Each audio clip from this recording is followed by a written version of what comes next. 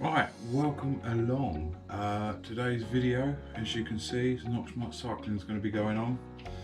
We'll be taking a look at this Apollo bike from Halfords. It's not mine, way too small to be mine. It's actually my eldest son's. Noticed a few things wrong with it whilst he was cycling. A couple of the gear changes weren't as smooth as possible. And when he went down to the smallest ring, this noise ensued.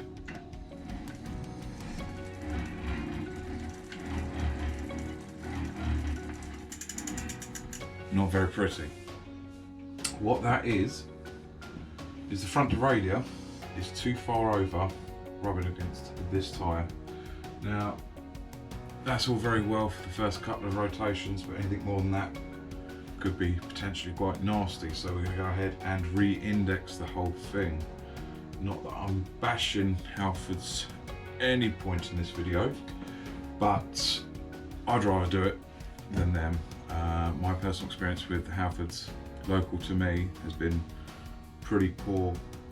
I've got a Boardman bike, went in with a slight gear problem where it just slightly wasn't shifting up and down as smoothly as possible. Explained as much as I can, nothing else needs to be touched, just those two gears rubbing. I think it was the third and the fourth, third going to the fourth and fourth going to the third, wasn't too good.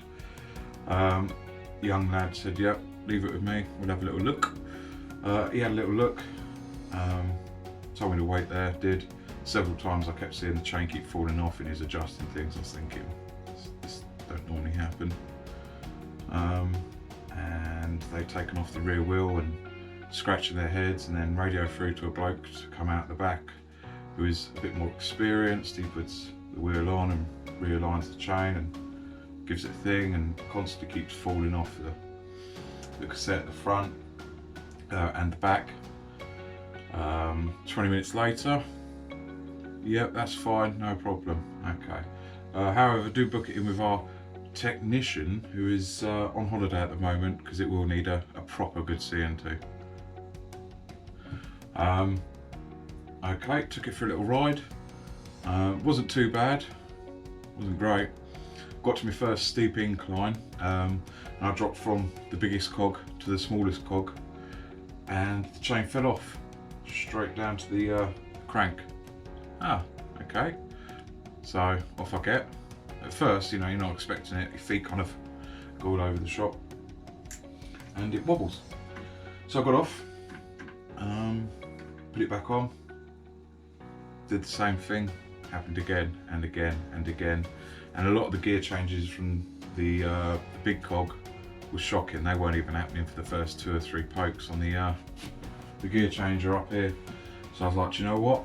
I'm going to take it all the way and strip it back to the beginning and release.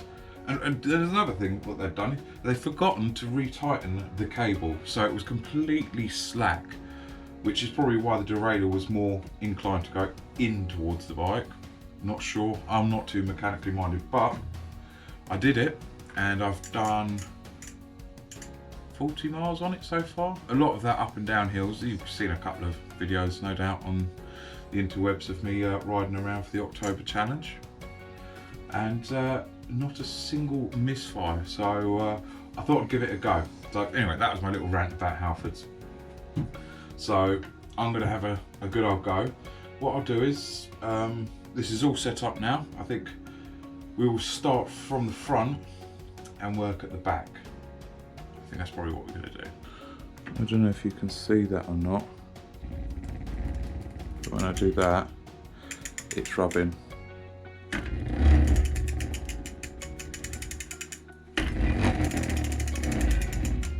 That's pretty bad. That's a poor shade just there, and it's really contacting the tyre. So yeah, let's go get this set up and done properly, eh?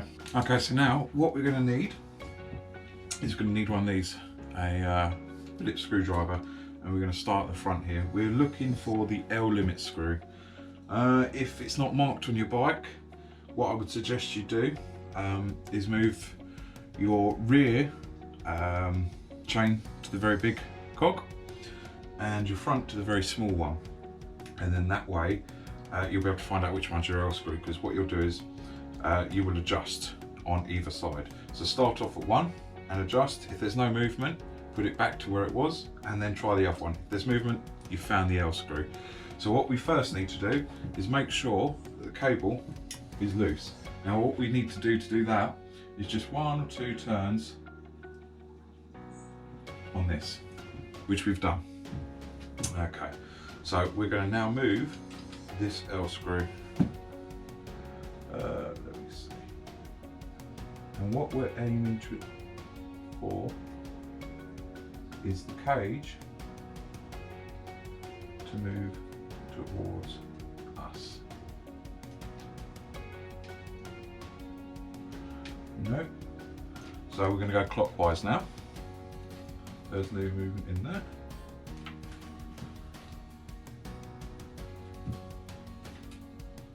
And no movement in there.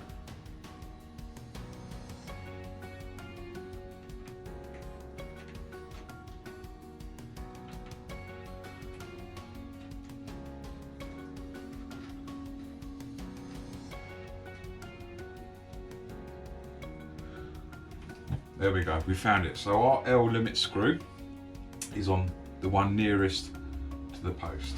So we're just going to move that just until it rubs.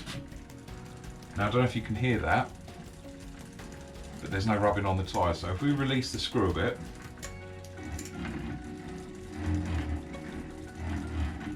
yeah, so you straighten the tyre.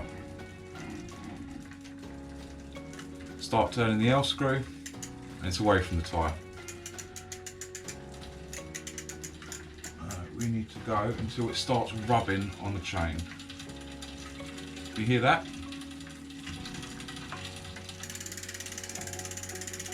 That's what we want to hear. Okay, so that's the L screw done. We've done everything correct there. There's no more rubbing whatsoever, just the usual sort of noise. Now what I'm going to do is test the H limit screw. So what we want to do is move from the biggest to the smallest here, and from the smallest to the biggest here. So we'll just go ahead and do that now. There we go. And over we go there. It's not sounding too bad actually, but we still want to completely index it. Right, that one up. Right, now, upon further investigation on this, it appears to be done not too bad. So what we'll do is we'll go through the gears. We're not going to focus and worry too much about these because we will be redoing these. These definitely need to be done, but this front one was just a minor adjustment to get it away from the tyre. So that's what we're going to focus on today. Right, so we are starting off here. Everything's looking clear. We're going to go from the largest to the middle cog. Oh no, we're already on the middle cog. Right, we're going to go from the largest to the middle cog. There we go. That's perfectly fine. Then we're going to go from the middle cog to the smallest. And that's what we really want to look for, especially on this bit here. We don't want to see chain drop. That's we don't want to see chain drop. That's incredibly dangerous, although not as dangerous as chain drop here or up here, because that can lock the back tyres and ruin your day. But this will still kind of put you uneasy, especially to someone's quite young to riding bikes. He's only 11 and he's only just started riding bikes this last year or so. Showed any sort of interest. So we want to make sure that he feels confident on the bike. So let's go from the biggest cog here, and then we'll drop it down to the smallest cog several times. There we go, it stayed on.